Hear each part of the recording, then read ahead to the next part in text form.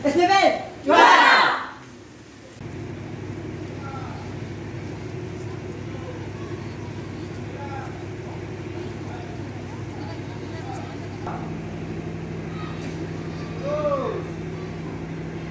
Satu, dua, tiga, empat.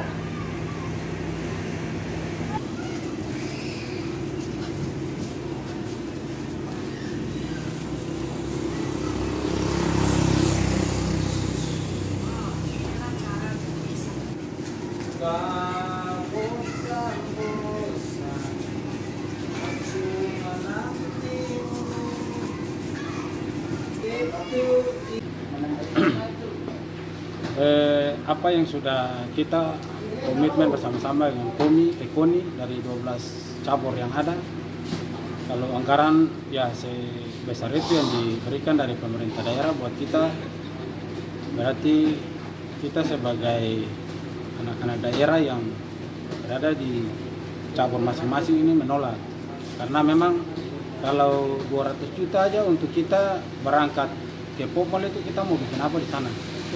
Paling itu cuma buat transportasi, belum peralatan atlet bertanding belum ada, terus makan minum belum ada, habis itu pengobatan belum ada. Panjang ke depan atau sikap dari Bapak bagaimana?